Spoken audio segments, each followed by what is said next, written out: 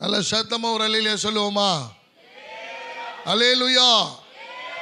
தேவனுக்கே மகிமையும் கனமும் துதியும் புகழும் உண்டாவதாக. இந்த நல்ல நாளிலேயும் தேவனுடைய வார்த்தைக்கு நேராக உங்கள் இருதயத்தையும் உங்கள் சிந்தைகளையும் கொஞ்ச நேரம் நான் திசை திருப்பணும்னு வாஞ்சிக்கிறேன். ஆவியானவர் உதவி செய்வாராக. நகருமையான தேவ பிள்ளைகளை, இந்த வருடத்தின் இறுதியிலே எவ்வளவு அதிகமாய் சபையிலே வந்து தூங்கினவர்களுக்கு என்று ஒரு சிறப்பான பரிசு கொடுக்கலாம் என்று நான் ஆவலோடு வாஞ்சிக்கிறேன். ஆவியானவர் உதவி செய்வாராக. எத்தனை பேர் இந்த பரிசு தொகையை பெற்றுக்கொள்ள வாஞ்சிக்கிறீங்க? அப்படியும் உசுரோட சில பேர் இருக்குது. அருமையான தேவ பிள்ளைகளை, தூங்குகிற நீ விழித்தெழும்பு. இது தூங்குகிற காலம் அல்ல.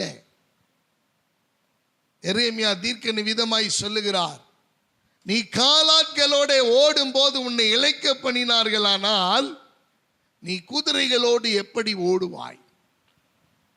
சமாதானம் உள்ள காலத்திலே நீ தேவனை ஆராதிப்பதற்கு சாக்கு போக்கு சொல்லும்னு சொன்னா, எனக்கு அருமையானவர்களே, நீங்களும் நானும் உபத்திரவ காலம் வரும்போது என்ன செய்ய போறோம்? ஒரு நாள் வரப்போகிறது. வேதம் சொன்னது தான் நான் சொல்றேன். அது அந்தகாரமும் இருளுமான நாள். நீங்களும் நானும் தேடினா கூட அந்த நாள் கிடைக்காது. எனக்கு அருமையானவர்களே, நீங்களும் நானும் தேடினா கூட அந்த நாளிலே சமாதானத்தை தேட முடியாது. அந்தகாரமும் இருளுமான நாள் என்று வேதம் சொல்லுகிறது. ஆகவே வெளிச்சம் இருக்கும் போதே பயன்படுத்தி கொள்ளுங்கள், காற்றுள்ள போதே தூற்றிக்கொள். நமக்கான வாய்ப்பை கர்த்தர் கொடுக்கிறார். கர்த்தருக்கு மகிமை உண்டாகட்டும். ஆகவே பிரயோஜனப்படுத்தி கொள்ளுங்கள். தேவன் நம்மோடு பேசுவாராக. வாசிப்போம். Turn your Bible to the book of Psalm chapter 67 verse 2. சங்கீதத்தின் புஸ்தகம் 67வது அதிகாரம் 2வது வசனத்தை ஒருவர் வாசிக்க கேட்போம். சங்கீதம் 67:2. தேவரீர் எங்களுக்கு இறங்கி எங்களை ஆசீர்வதித்து உம்முடைய முகத்தை எங்கள் மேல் பிரகாசிக்க பண்ணும். எனக்கு அருமையான தேவ பிள்ளைகளை, வசனத்தின் மீது கைகளை வைப்போம். Let God speak to each every one of us today. தேவன் நம்மோடு ஆண்டவர் பேசுவாராக. ஆண்டவரே, மனுஷன் அப்பத்தினாலே மாத்திரமல்ல, தேவனுடைய வாயிலிருந்து பிறக்கிற ஒவ்வொரு வார்த்தையினாலும் பிழைப்பான் என்று வேதம் சொல்லுகிறது. ஆண்டவரே, எங்களோடு நீ பேசும். நாங்கள் வந்த வண்ணமாய் அல்ல, நாங்கள் இந்த இடத்தை விட்டு போகும்போது விசேஷ தேவனுடைய வார்த்தையை ரிசீவ் பண்ணவர்களாக இந்த இடத்தை விட்டு கடந்து செல்ல உதவி செய்யும். துக்க முகமாய் அல்ல, சந்தோஷ முகமாய் நாங்கள் திரும்பி செல்ல எங்களுக்கான வாய்ப்புகளை எங்களுக்கு தாரும். உம்முடைய பலிபீடத்தில் எங்களை அர்ப்பணிக்கிறோம். அடியானை மறைத்து நீர் வெளிப்படும். இயேசுவின் நாமத்தில் பிதாவே, ஆமென். அல்லேலூயா. மீண்டுமாய் வாசிப்போம். தேவரீர் எங்களுக்கு இறங்கி எங்களை ஆசீர்வதித்து உம்முடைய முகத்தை எங்கள் மேல் பிரகாசிக்க பண்ணும். அன்பான கர்த்தருடைய பிள்ளைகளை நன்றாய் கவனியுங்கள். ஆண்டவர் தம்முடைய முகத்தை அவர் பிரகாசிக்க பண்ண வேண்டும் என்கிற ஒரு விண்ணப்பத்தை இந்த இடத்திலே நாம் பார்க்கிறோம். இப்படியாய் பக்தன் கேட்கிறார், ஆண்டவரே எங்களுக்கு இறங்கி எங்களை ஆசீர்வதித்து உம்முடைய முகத்தை எங்கள் மேல் பிரகாசிக்க பண்ணும். எனக்கு அருமையானவர்களே, ஒரு குழந்தை கர்ப்பத்தில் இருக்கும்போது அதனுடைய தாய்க்கு ஆவல், அந்த முகம் எப்படி இருக்கும்? அந்த தகப்பனுக்கு ஆவல், அந்த முகம், குழந்தையின் முகம் எப்படி இருக்கும்? யார் போல் இருக்கும்? தாத்தா பாட்டிக்கு, அவங்களுடைய சிபிலிங்ஸ், அவங்களுடைய கூட பிறந்தவங்கள் எல்லாருக்கும் ஒரு ஆவல், அந்த முகத்தை எப்படியாவது காண வேண்டும் என்று. பிரசவிக்கிற பொழுது எனக்கு அருமையானவர்களே, முதல்ல பார்க்கிறது அவருடைய முகம். அந்த குழந்தையின் முகம் யாரை போல் இருக்கிறது? எப்படி இருக்கிறது? என்கிற அந்த முகத்தை பார்க்கிற போது அந்த கவலைகள் மறக்கிறது. தாய் வேதனையோடு இருக்கிறாள். அந்த குழந்தையை பெற்றவள் பிரசவ வேதனையின் உச்சத்தை அடைந்து உயிர் போய் உயிர் வந்திருக்கிறது. அந்த நிமிஷத்தில் இந்த குழந்தையை முகத்தை பார்க்கிற போது துக்கமெல்லாம் மறக்கிறது, வலியெல்லாம் மறந்து போகிறது, வேதனைகள் எல்லாம் மறந்து போகிறது. அருமையானவர்களே, ஒரு கிறிஸ்தவனுடைய வாழ்க்கையில், தேவனை ஆராதிக்கிறவர்களுடைய வாழ்க்கையில் தேவனுடைய முகத்தை யார் பார்க்கிறார்களோ, யாருக்கு ஆண்டவர் தம்முடைய முகத்தை பிரகாசிக்க பண்ணுகிறாரோ அவர்களுக்கு துக்கமும் கவலைகளும் ஒளிந்து போகும். அல்லேலூயா.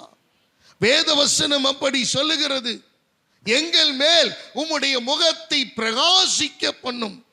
அதன் அடிப்படையிலே தேவன் நமக்கு கொடுத்த தலைப்பு என்னவென்றால், 3 பேருக்கு வெளிச்சம் பிரகாசிக்கும்.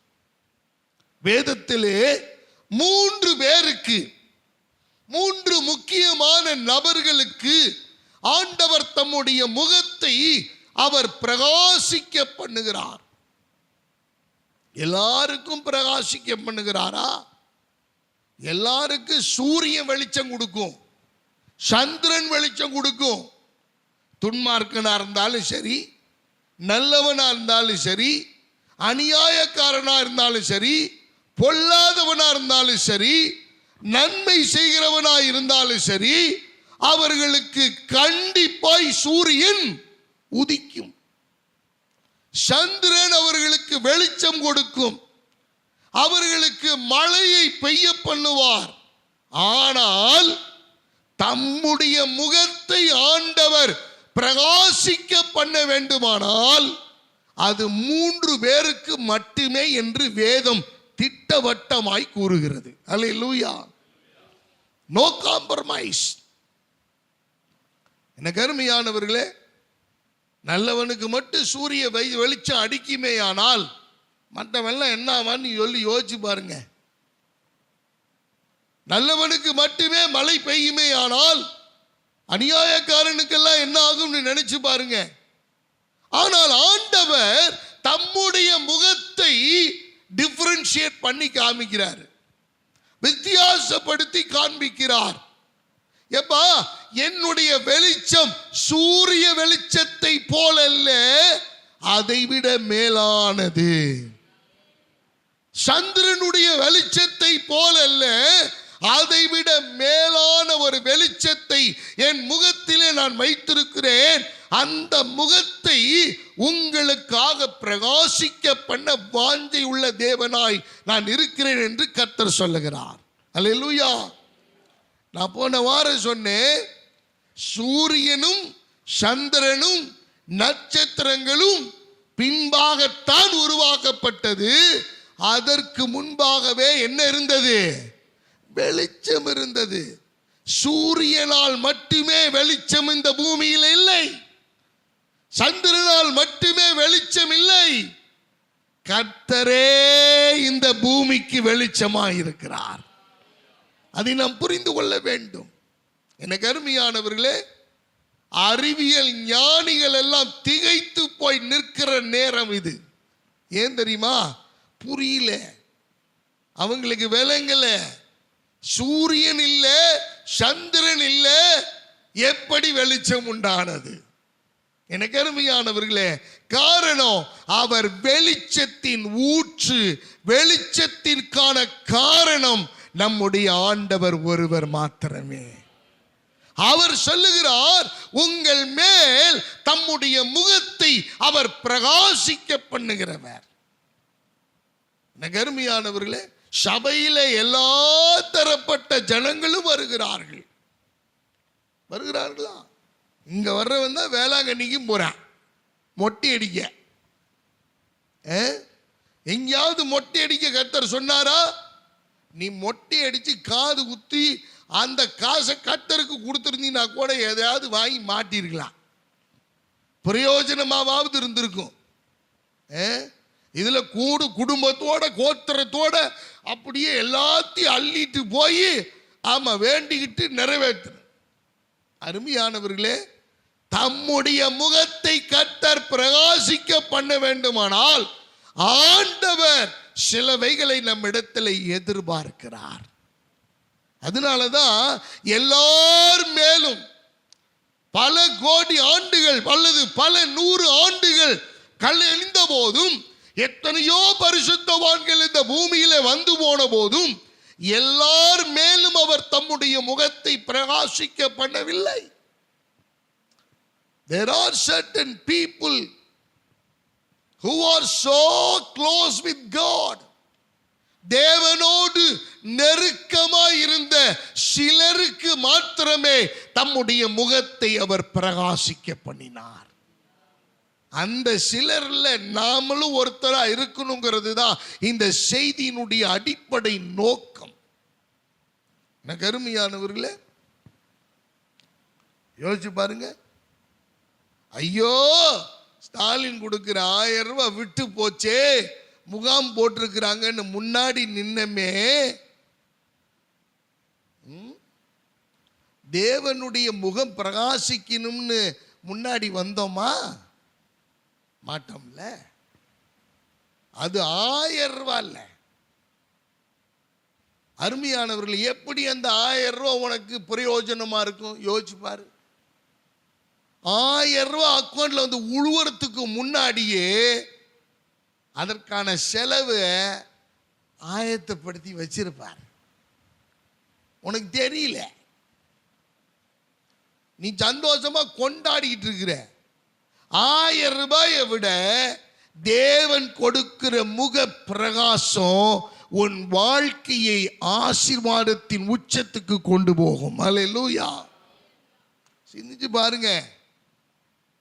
அருமையான தேவ பிள்ளைகளை, 3 பேருக்கு ஆண்டவர் அவர் தம்முடைய முகத்தை பிரகாசிக்க பண்ண விரும்புகிறார். இந்த 3 பேர் யார் தெரியுமா? 1, நீதிமான்களுக்காக கர்த்தர் தம்முடைய முகத்தை பிரகாசிக்க பண்ணுகிறார். அல்லேலூயா. நீதிமானுக்காக.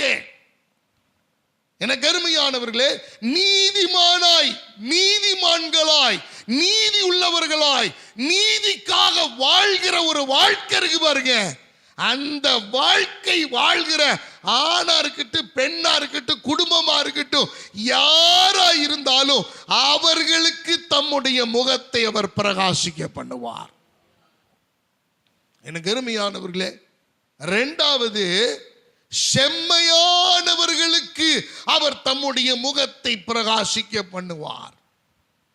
செம்மையானவர்கள் யார்? செம்மையானவர்கள் நம்ம எல்லாம் செம்மையானவங்களா? ஹலோ, செம்மையானவங்க கை தூக்குங்க பார்க்கலாம். செம்மையானவர்கள், செம்மையானவர்கள்னா கர்த்தருக்கு பயந்து அவர் வழிகளில் நடந்து அவருடைய கட்டளைகளை கை கொண்டு அவருடைய கற்பனைகளை கை கொண்டு அவர் விரும்புகிற வழிகளில், நல்லா அண்டர்லைன் பண்ணிக்கோங்க, நாம விரும்புகிற வழியில் அல்ல, நாம திட்டம் போடுற பிளான்ல இல்ல, கர்த்தர் போடுற திட்டத்தில் எந்த மனுஷன் மனுஷி நடக்கிறார்களோ அவர்கள் செம்மையானவர்கள் என்று வேதம் சொல்லுகிறது. அவர்களுக்கு ஆண்டவர் தம்முடைய முகத்தை பிரகாசிக்க பண்ணுகிறார். 3வது, ஆண்டவர் கைவிடப்பட்டவர்களுக்கு தம்முடைய முகத்தை பிரகாசிக்க பண்ணுகிறார். அல்லேலூயா. கைவிடப்பட்டவர்களுக்கு, இனத்தாலே, சொந்தத்தாலே, உறவுகளாலே, நட்புகளாலே, உன்னை நேசித்தவர்களாலே, நீ யாரை நேசித்தியோ அவர்கள் உங்களை கைவிடுகிற வேலை வருதல்லவா? அப்படிப்பட்ட ஒதுக்கப்பட்ட, புறக்கணிக்கப்பட்ட, ஒதுக்கி தள்ளப்பட்ட நிலையிலே நீங்கள் இருந்திருப்பீர்களே ஆனால் அல்லது இருப்பீர்களே ஆனால் என் தேவன் அவர்களுக்கு தம்முடைய முகத்தை அவர் பிரகாசிக்க பண்ணுவார். செய்தி முடிந்தது. எல்லாரும் வீட்டுக்கு போயிட்டு வாங்க. இதைத்தானே எல்லாரும் விரும்புறீங்க?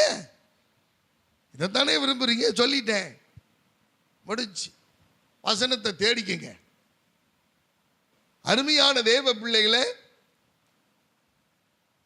என்னடா பாஸ் இப்படி திடீர்னு சொல்றான்னு பாக்குறீங்களா? இல்லை, நான் ஸ்டெடியாக தான் இருக்கேன். இப்போ முடிவு எடுத்துட்டேன். இனி தொங்கிக்கிட்டு இருக்கிற மாதிரிலாம் இல்லை. வந்தா உனக்கு வாழ்க்கை, இல்லைன்னா உன் சாவை மாற்றவே முடியாது, உனக்கு உன் அழிவை மாற்றவே முடியாது. நான் எவ்வளவோ சொல்லி கத்தி பார்த்துட்டேன். விளையாட்டான்னு நினைக்கிறேன். உனக்கு விளையாட்டா போச்சு ஆண்டுடைய வார்த்தை. எல்லாத்தையும் விட்டுட்டு தேவன் எங்களை நியமிச்சு அபிஷேகம் பண்ணி இந்த இடத்துல உட்காந்து, எவ்வளவு ஒரு பூசாரிக்கு இருக்கிற அவர்களுக்கு இருக்கிற பயங்கோட, அவர்களுக்கு எல்லாரும் வர்றவங்க அத்தனை பேர் பயந்து நடுங்கி பிரகாரத்துக்குள்ள போக முடியாது. நீங்க உங்களுக்கு எல்லா ஸ்தானமும் கொடுத்து எல்லாம் கூடி போச்சு. அருமையான தேவ பிள்ளைகளை, இந்த 3 காரியங்களை நான் உங்களுக்கு விளக்கமா சொல்றேன், நல்லா கவனிங்க. ஏன் பிரச்சனை, ஏன் போராட்டம், குடும்பத்தில் சமாதானம் இல்லை, நிம்மதி இல்லை, உன் வருமானம் எங்க போகுதுன்னு நீ கணக்கு போட்டு பாருங்க. நான் சவால் விடுறேன். ஒருத்தன் என்னை கேட்டான், பாஸ்டர் வேலைக்கே போறது இல்லை, நல்லா இருக்கிறீங்க. எப்ப நான் ராஜாவுக்கு வேலை செய்யறேன்டா கூமுட்ட. நான் யாருக்கு வேலை செய்யறேன்? ராஜாவுக்கு வேலை செய்யறேன். ராஜாவின் பிள்ளை ஒருபோதும் கஷ்டப்பட்டுக்கிட்டோ பிரச்சனை இல்லையோ போராட்டத்தில் இவங்க இருக்க மாட்டாங்க. எதுனாலும் ராஜா பார்த்துக்குவார். அல்லேலூயா. அடிப்படையே தெரியல உனக்கு. எனக்கு அருமையான தேவ பிள்ளைகளை, சரி சவால் உனக்கு எனக்கும். நீ எல்லாத்துலேயும் போட்டி போடுறீல்ல, பாஸ்டரை கம்பேர் பண்றீல்ல, பாஸ்டரை கம்பேர் பண்ணி எல்லாம் பண்றீல்ல. நீ சம்பாதிக்கிற சம்பாத்தியத்தை கணக்கு பார். எனக்கு தேவன் கொடுக்கறதையும் நான் கணக்கில் வைக்கிறேன். வித்தியாசத்தை நீ பார்ப்ப. வித்தியாசத்தை கர்த்தர் உனக்கு காண்பிப்பார். அருமையான தேவ பிள்ளைகளை, நான் இதுல பெருமைக்காகவோ மேட்டிமையான எண்ணத்திலேயே அதை சொல்லல. ஒவ்வொரு தேவ மனுஷனையும் கர்த்தர் எப்படி நடத்துறாருன்றத நான் இந்த இடத்துல உங்களுக்கு விளங்க வைக்க விரும்புறேன். எனக்கு அருமையான தேவ பிள்ளைகளை, உங்களுக்கு புரிய மாட்டேங்குது வேத வசனத்தினுடைய ஆழம். அருமையான கர்த்தருடைய பிள்ளை, நீதிமானுக்காக, நீதி உள்ளவனுக்காக, நீதியாய் நடக்கிற மனுஷன் மனுஷிக்காக ஆண்டவர் தம்முடைய முகத்தை பிரகாசிக்க பண்ணுகிறார். சங்கீதம் 97:11 வாசியுங்கள். சங்கீதம் 97:11. நீதிமானுக்காக வெளிச்சமும் இருதயத்தாருக்காக. அப்ப நீதிமானுக்காக வெளிச்சம் விதைக்கப்பட்டிருக்கிறது. அல்லேலூயா. அப்ப ஆண்டவர் சொல்லுகிற காரியம் என்ன? நீ நீதியாய் நடக்கணும். உன் வாழ்க்கையில ஒரு நேர்மை இருக்கணும். நிறைய பேர் என்ன தெரியுமா நினைக்கிறாங்க, நான் ரொம்ப நேர்மையான ஒரு ஆளுன்னு. நேர்மையான ஆளு உங்க கேரக்டர்ல, உங்களுடைய வாழ்க்கை முறையில, உங்களுக்கும் கர்த்தருக்கும் இருக்கிற அந்த உறவின் முறையில, நீங்கள் தேவ சமூகத்துக்கு வருகிற அந்த பிரசன்ஸ்ல உங்களுடைய நீதி தெரிஞ்சிடும். எனக்கு அருமையான தேவ பிள்ளைகளை, தாவீது சொல்லுகிறான், I was glad when they said to me, come to the house of God. ஆலயத்துக்கு போவோம் வாருங்கள் என்று சொன்னபோது நான் மகிழ்ச்சியாயிருந்தேன். எத்தனை பேருக்கு மகிழ்ச்சியோட இன்னைக்கு ஆலயத்துக்கு வந்திருக்கிறீங்க? கொஞ்சம் சொல்லுங்க பார்க்கலாம். வீட்டில் சண்டை போடாம, பிரச்சனை இல்லாம, துக்கம் இல்லாம, தேவ சமூகத்தில் மகிழ்ச்சியோடு தேவ பிரசன்னத்துக்கு எத்தனை பேரால வர முடியுது? அருமையான தேவ பிள்ளைகளை, அப்படின்னா மகிழ்ச்சியோடு வருகிற அனுபவமா இருந்தா, தேவன் இந்த இடத்துக்கு பிரசன்னராகிறதுக்கு முன்னாடி நாம பிரசன்னமாயிருப்போம். அன்பான தேவ பிள்ளைகளை, உங்களுடைய நேரம் மிக முக்கியமானது. 5 நிமிஷம் தாமதம் ஆகிறதுனால உங்களுக்காக நீங்க புக் பண்ண 20,000 ரூபாய் ஃப்ளைட் டிக்கெட்டு அவன் கேன்சல் பண்ணி உங்கள்கிட்ட கொடுத்துட மாட்டான். போனது தான். அந்த ஃப்ளைட்டை நீங்க பிடிக்க முடியாது. தேவனுடைய காரியம் அப்படிதான். நீதி உள்ளவர்களாய், நீதிமான்களுக்காக, நீதி உள்ளவர்களுக்காக, நீதியாய் நடப்பவர்களுக்காக ஆண்டவர் தம்முடைய முகத்தை அவர் பிரகாசிக்க பண்ணுகிற தேவனாய் இருக்கிறார். இப்ப எல்லாருடைய கேள்வி என்ன தெரியுமா? பாஸ்டர், அப்போ வேலைக்கு போனால் தானே சம்பாதிக்க முடியும், அப்போ வேலைக்கு போனால் தானே வருமானம் பார்க்க முடியும், வேலைக்கு போனால் தானே குடும்பத்தை நடத்த முடியும், நிறைய செலவுகள் இருக்கு, பணம் இல்லாமல் எதையுமே இந்த பூமியில் செய்ய முடியாது. அப்படிப்பட்ட ஒரு காலத்தில் நாங்கள் இருக்கிறோம். 6 நாள் உழைக்கிறோம், ரெஸ்டே இல்லை. 7வது நாள் தான் நாங்கள் தேவ சமூகத்துக்கு வர்றோம். அதுவும் முன்ன பின்ன அப்படி தான் இருக்கும். நீங்கள் தான் கொஞ்சம் அட்ஜஸ்ட் பண்ணிக்கணும். எனக்கு அருமையான தேவ பிள்ளைகளே, எனக்கு அட்ஜஸ்ட் பண்ணுறதுல எந்த பிரச்சனையும் இல்லை. கர்த்தரும் உங்களுக்கு கொடுக்கிற ஆசீர்வாதத்தில் கொஞ்சம் அட்ஜஸ்ட் பண்ணுவார். பரவாயில்லையா? சத்தத்தை காணா?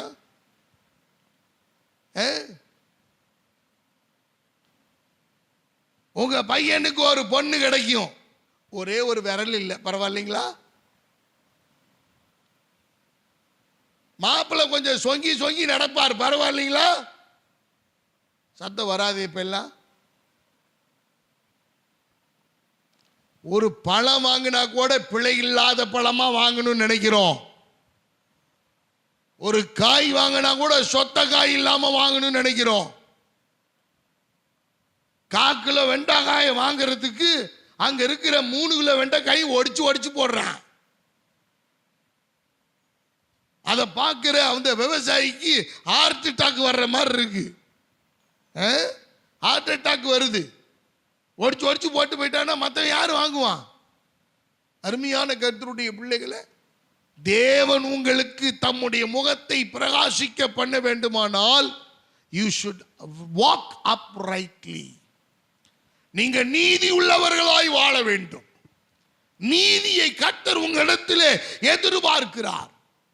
ஆதியாகமத்தின் புஸ்தகம் 6வது அதிகாரம் 9வது வசனத்தை வாசிப்போமே ஆனால், ஆதியாகமம் 6:9 நோவாவின் வம்ச வரலாறு. நீதிமானும் உத்தமனுமாயிருந்தான். 7வது அதிகாரம் 1வது வசனத்தை வாசிப்பீர்களே ஆனால், நோக்கி நீயும் உன் வீட்டார் அனைவரும் பேழைக்குள் பிரவேசியுங்கள், இந்த சந்ததியில் உன்னை எனக்கு முன்பாக நீதிமானாக கண்டேன். அருமையான தேவ பிள்ளைகளே, நோவா என்கிற மனிதன் தன் காலத்திலே வாழ்ந்தவர்களுக்குள்ளே நீதிமானாய் வாழ்ந்தான். எல்லாரும் சம்பாதிக்க ஓடுறது மாதிரி அறக்க வரக்க நீ ஓடி ஓடி ஓடுனா ஒரு காரியத்துக்கும் பிரயோஜனம் இருக்காது. எதுக்கும் தேர மாட்டேன். அருமையான தேவ பிள்ளைகளே, நீங்கள் வித்தியாசப்படுங்கள். உலகத்தாரை போல நீங்க ஓடி ஓடி உழைச்சி எல்லாத்தையும் செஞ்சிடலான்னு அந்த மனநிலை வருது பாருங்க. அந்த மனநிலை தேவனுடைய முகத்தை நீங்கள் பார்க்க முடியாதபடி அது தடுக்கிறது. தேவனுடைய முகம் அவர் உங்கள் மேல் பிரகாசிக்க பண்ண விரும்புகிறார். ஆனா நீங்க உலகத்துக்கு முக்கியத்துவம் கொடுக்கிறீங்க. சரி, இத்தனை ஆண்டு காலம் நீ சம்பாதிச்ச என்னத்தை சாதிச்சு வச்சிருக்கிற? Hello, what was your achievement? உங்களுடைய இலக்காய் வைத்து நீங்கள் வெற்றி பெற்றதான காரியங்கள் என்ன? இப்பயும் பத்தல, இப்பயும் சரியில்லை, இப்பயும் என்ன பண்றது தெரியல, இப்பயும் ஒண்ணுமே புரியல. எத்தனை ஆண்டுகள் கழிச்சு சாகிற வரைக்கும் அதைத்தான் சொல்ல போறோம். அருமையான தேவ பிள்ளைகளை, வாழ்க்கையை தேவனோடு இணைந்து வாழ பழகுங்கள். அதுதான் தேவனுடைய பிள்ளைகளுடைய வாழ்க்கையின் ஆதாரம். தேவன் இல்லாம நீங்க வாழ்றதுனாலதான் உங்கள் மேல் தம்முடைய முகத்தை கர்த்தர் பிரகாசிக்க பண்ண முடியாம அவருடைய பிரகாசம் அநேகர் மேல் பிரகாசித்துக் கொண்டிருக்கிறது. ஆனா உங்க மேல என் மேல இருக்கான்னு கேட்டா அதான் ஒரு பெரிய கேள்வி. அன்பான கர்த்தருடைய பிள்ளைகளை, நோவாவி தன் காலத்திலே வாழ்ந்தவர்களுக்குள்ளே அவன் நீதிமானாய் வாழ்ந்தான். ஆண்டவர் பூமியவே அழிக்கணும்னு விரும்புற அளவுக்கு அந்த பூமி சீர்கட்டு போயிடுச்சு. ஜனங்கள் பொல்லாதவர்களாய் மாறினார்கள், ஜனங்கள் அக்கிரமக்காரர்களாய் மாறினார்கள், அநியாயக்காரராய் மாறினார்கள், வீம்புக்காரராய் மாறினார்கள். இப்படி எல்லா ஜனங்களும் கெட்டு போன போதும் இந்த நோவாவின் வாழ்க்கையிலே நோவா தன் காலத்தில் வாழ்ந்தவர்களுக்குள்ளே அவன் நீதிமானாய் வாழ்ந்தான். ஒரு விஷயத்தை சொல்றேன், எல்லாரும் செய்யறத நீ செஞ்சு ஜெயிச்சினா நீ ஜெயிக்க முடியாது. அதையும் சொல்லிடுறேன். எல்லாரும் செய்யறதே நீ செஞ்சினா வெற்றி உனக்கு வராது. கர்த்தருடைய முகம் உன் மேல் பிரகாசிக்க வாய்ப்பில்லை. யாரு செய்யாத ஒன்றை உங்க மூலமா கர்த்தர் செய்யணும்னு விரும்பி அவர் உங்களை ஆசீர்வதிக்க விரும்புகிறார். பஞ்ச காலங்க. There was a severe famine in the land during the time of Isaac. ஆபிரகாமினுடைய நாட்களில் உண்டான பஞ்சத்தை அல்லாமல் வேறொரு கொடிய பஞ்சம் வந்தது. ஈசாக்கு அந்த நேரத்திலே he was sowing the seed in the land during the time of famine. பயங்கர உக்கிரமான வறட்சி காலத்துல விதைச்சான். பைபிள் சொல்லுது, கர்த்தர் அவனை ஆசீர்வதித்ததினால் அவன் அந்த வருஷத்திலே the Isaac was unique person, ஒரு தனித்துவம் வாய்ந்தவனா இருந்தான். எல்லாரும் செய்யறத நீங்க செஞ்சு ஜெயிக்கணும்னு நினைக்காதீங்க. ஈசாக்க போல நோவாவை போல தனித்து ஒரு அனுபவத்தை கர்த்தரிடத்திலிருந்து பெற்றுக்கொள்ள பிரயாசப்படுங்கள். நல்ல கவனிங்க, எல்லாரும் பரிகாசம் பண்ணுவாங்க. பரிகாசம் பண்ணுனா தான் நீ கிறிஸ்தவன். ஹலோ, எல்லாரும் உன்னை பார்த்து கேவலமா பேசணும், எல்லாரும் உன்னை பார்த்து மோசமா அவங்க பார்க்கணும். அப்பதான் நீ உண்மையான கர்த்தருடைய பிள்ளை. இயேசு அப்படித்தான் இருந்தாரு. இயேசுவை யாராவது பாராட்டினாங்களா? பாராட்டு விழா நடத்தினாங்களா? அவருக்கு ஏதாவது அச்சீவ்மெண்ட் அவார்டு கொடுத்தாங்களா? இஸ் a miracle performங்கிற அவார்டு கொடுத்தாங்களா? Is a wonder working God அப்படின்னு ஏதாவது அவருக்கு அவார்டு கொடுத்தாங்களா? நத்திங். அவர் அவமானப்படுத்தப்பட்டார், அசிங்கப்படுத்தப்பட்டார். எனக்கு அருமையான தேவ பிள்ளைகளை, தம்முடைய முகத்தை ஆண்டவர் நம்ம மேல் பிரகாசிக்க பண்ண வேண்டுமே ஆனால் இதெல்லாம் நம்ம கம்மக்கராஸ் பண்ணணும். உலகத்தானை போலவே நான் எல்லாத்தையும் செஞ்சிடணும், இப்படி ஏற்கனவே அந்த வழியில போனாங்க, அந்த பாதையில போக கூடாதுன்னா கர்த்தர் உனக்கு ஒரு புதிய வழியை பைபிள் மூலமா சொல்லி தர்றாரு. எனக்கு அருமையானவர், ஈசாக்க பார்த்து பரியாசம் பண்றாங்க. என்னையா பஞ்ச காலத்துல இப்போ தண்ணி கிடையாது, மழை கிடையாது, பனி கிடையாது, இப்ப போய் நீ பாட்டுக்கு விதைச்சிக்கிட்டு இருக்கிற. ஈசாக்கு மனுஷனை நம்பியோ, தண்ணியை நம்பியோ, மழையை நம்பியோ, வானத்தை நம்பியோ, மேகத்தை நம்பியோ, இயற்கை சூழ்நிலைகளை நம்பியோ கடவுள்ல அவர் விதைக்கல. அவர் விதைச்சதினுடைய அடிப்படை நோக்கம் என்ன தெரியுமா? கர்த்தர் என்னை ஆசீர்வதிப்பாருங்கிற நம்பிக்கையில. கருமையான தேவ பிள்ளைகளை, கர்த்தர் உங்க மேல் அவர் தம்முடைய முகத்தை அவர் பிரகாசிக்க பண்ண விரும்புகிறார். நோவாவின் மேல் ஒரு பிரகாசம் வந்தது. வேதம் சொல்லுகிறது, நோவாவுக்கோ கர்த்தருடைய கண்களில் அதன் அடையாளம் என்ன தெரியுமா? அதனுடைய ரிஃப்ளெக்ஷன் என்ன தெரியுமா? கர்த்தர் தம்முடைய முகத்தை நோவாவின் மேல் பிரகாசிக்க பண்ணினார். எப்பா, இந்த பூமியை அழியறதுக்கு ஒப்பு கொடுத்துட்டாரியா? யோசிச்சு பாருங்க. எத்தா தண்டி பேல 100 வருஷம் கட்டுறான் மனுஷன். 100 ஆண்டுகள் கட்டுகிறார். 100 ஆண்டுகள் கட்டி முடிக்கிறாரு. ஒருத்தன் கூட வரல. ஒருத்தன் கூட வரல. எனக்கு அருமையான தெய்வ பிள்ளைகளை, ஒருத்தர் கூட வரல. நான் பல முறை நினைச்சிருக்கிறேன், என்னாண்டவரே, இவ்வளோ பில்டிங் இவ்வளோ கட்டி வச்சிருக்கிறோம், இதுக்கு எவ்வளோ இன்வெஸ்ட்மெண்ட் பண்ணியிருக்கிறோம், எவ்வளவு தூரம் நம்ம கர்த்தருக்காக கொடுத்துருக்குறோம், நமக்கு நீ எதையுமே வச்சுக்கலையே, கர்த்தருக்காக எல்லாத்தையும் நம்ம போட்டோமே, எல்லாம் செஞ்சோமே, இதே நான் ஒரு மண்டபத்தை கட்டி விட்டுருந்தேன்னு வச்சுக்கோங்க, சிந்திச்சு பாருங்க. எனக்கு அருமையான தேவ பிள்ளைகளை, தேவனுடைய ராஜ்யத்தை கட்டணுங்கிற வாஞ்சை, தாகம், பாரம், பிழைக்கணுங்கிற எண்ணம் இல்லை, வருமானம் பார்க்கணுங்கிற எண்ணம் இல்லை.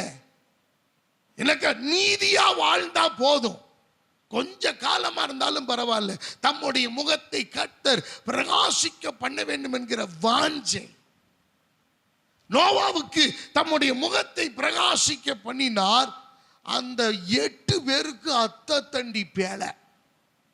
அருமையான தேவ பிள்ளைகளை, யோசுவா சொன்னது போல நான் சொல்றேன், யாரும் இல்லைனாலும் நானும் என் வீட்டாரும் வென்றால் கர்த்தரையே சேவிப்போம். நீ அழியக்கூடாதுன்னு தான் கத்திக்கிட்டு இருக்கிறோம் நாங்க. நீ வீணா போயிடக்கூடாதுன்னு தான் உன்னை இழுத்து பிடிக்கிறோம், உன் மேல அன்பா இருக்கிறோம். எனக்கு அருமையான தெய்வ பிள்ளைகளை, இழிவான ஆதாயத்துக்காக கிடையாது. அன்பான கர்த்தருடைய பிள்ளைகளை, நோவாவினுடைய வாழ்க்கையில 8 பேர் உள்ள இருக்கிறாங்க. 150 நாள் ஜலம் பிரவாகித்து கொண்டிருந்தது. 40 நாள் இரவும் பகலும் மழை பெய்தது. அப்படியே பேழை எழும்புகிறது. 150 நாள் அப்படியே ஜலத்திலே பிரயாணம் பண்ணுகிறது. ஒரு இடத்திலிருந்து அரராத் என்கிற மலை வரைக்கும் அந்த பிரயாணம் கொண்டு போகிறது. ஒரு பிரம்மாண்டமான கப்பல், பிரம்மாண்டமான பிரயாணம். எதுக்கு? வெறும் 8 பேருக்காக. அருமையானவர்களே, யோசிச்சு பாருங்க. அந்த நோவாவின் காலத்திலே வாழ்ந்தவர்களிலே ஒருத்தர் முகத்துல கூட தேவனுடைய முகம் பிரகாசிக்கல. அதனாலதான் அந்த காரிருளிலே அவர்கள் மூழ்கடிக்கப்பட்டார்கள், இறந்து போனார்கள். அன்பான கர்த்தருடைய பிள்ளைகளை, நீங்கள் நானும் நீதி உள்ளவர்களாக, நம்மள்ட்ட கர்த்தர் ரொம்ப பெரிய அளவுல எல்லாம் எதிர்பார்க்கல. அந்த எதிர்பார்ப்பையும் நம்ம நிறைவேற்றுகிற மனநிலைமையில் இல்லை. தேவனுக்காக நீதி உள்ளவர்களாக, முடிந்த அளவுக்கு, நம்மால் இயன்ற அளவுக்கு, தேவன் விரும்புகிற அளவுக்கு நாம் நீதி உள்ளவர்களாக, நீதிமானாக, பரிசுத்தம் உள்ளவர்களாக, தேவன் விரும்புகிற பாத்திரவான்களாக நாம் வாழ வேண்டும் என்று தேவன் எதிர்பார்க்கிறார். எனக்கு அருமையானவர்களே, அத்தனை பேர் செத்து போயிட்டாங்க. நோவாவின் குடும்பம் பிழைத்து கொண்டது. எப்படி? உங்க மேல கர்த்தர் முகத்தை பிரகாசிக்க பண்ணுவார் என்றால், இந்த உலகமே அழிந்தாலும் உங்களை கர்த்தர் காப்பாற்றவர் வல்லமையுள்ள தேவன். வல்லமையுள்ள தேவன். அவரால் முடியும், அவரால் அதை செய்ய முடியும். நாம நினைக்கிறோம் இது இல்லைன்னா அவ்வளவுதான். எனக்கு அருமையான தேவ பிள்ளைகளை, ரொம்ப சர்வ ஜாக்கிரதையாய் நம்ம வாழ தேவன் எதிர்பார்க்கிறார். இந்த உலகத்தை பார்த்து பார்த்து அவனை மாதிரி வாழணும், இவனை மாதிரி வாழணும், இவனை போல இருக்கணும், அவளை போல அழகாகணும், இவங்கள போல இருக்கணும், இவங்கள போல ட்ரெஸ் உடுத்தணும், இப்படியே நம்ம வாழ்ந்து வாழ்ந்து காலத்தையும் நேரத்தையும் பிரயோஜனம் இல்லாமல் ஆக்கி கொண்டிருக்கிறோம். கர்த்தர் உங்களுக்கு எனக்கும் ஒரு தனித்துவம் நிறைந்த ஒரு மகிமையான சூரிய பிரகாசம் உள்ள தம்முடைய முகத்தை பிரகாசிக்க பண்ணுகிற அற்புதத்தை கர்த்தர் நமக்காக வைத்திருக்கிறார். அல்லேலூயா. அந்த மகிமை நம் மேல இருக்க அவர் வாஞ்சிக்கிறார். நீதிமொழிகள் 13வது அதிகாரம் 3வது வசனத்தை வாசிப்போமானால், நீதிமொழிகள் 13:9, வெளிச்சம் சந்தோஷிப்பிக்கும். 4வது அதிகாரம் 18வது வசனம், நீதிமொழிகள் 4:18, பாதை நடுப்பகல் வரைக்கும் அதிகமாய் பிரகாசிக்கிற. அன்பானவர்களே, கர்த்தர் உங்களையும் என்னையும் அவர் தம்முடைய முகத்தினுடைய பிரகாசத்தினாலே வழிநடத்த வாஞ்சிக்கிறார். யோபுவினுடைய வாழ்க்கையை சற்று சிந்தித்து பாருங்கள். யோபுவை பற்றி சொல்லும் போது கர்த்தரே பதிவிடுகிறார், உத்தமனும் சன்மார்க்கனும் தேவனுக்கு பயந்து பொல்லாப்புக்கு விலகுகிறவனுமாகிய யோபு ஊட்ஸ் தேசத்தான். இந்த நீதியாய் வாழ்ந்த இந்த தேவ மனுஷனுடைய வாழ்க்கையில போராட்டம் வந்தது, அழிவு வந்தது, நஷ்டம் வந்தது, கஷ்டம் வந்தது, எல்லாரும் போயிட்டாங்க. இப்ப வியாதியும் வந்தது, குஷ்டமும் வந்துருச்சு. சிரட்டை எடுத்து சுரண்டி கொண்டிருக்கிறான். இருந்த செல்வங்கள் எல்லாம் போனது. இவன் திரும்பி யோபு ரெக்கவரி ஆகி வருவார் அப்படிங்கிற நம்பிக்கை யாருக்கும் இல்லை. ஆனா கர்த்தர் சாட்சி சொல்ற விஷயம் என்ன தெரியுமா? 1வது அதிகாரம் யோபு 8வது வசனத்தை வாசிங்களேன். யோபு 1, என் தாசனாகிய யோபுவின் மேல் கவனம் வைத்தாயோ, உத்தமனும் சன்மார்க்கனும் தேவனுக்கு பயந்து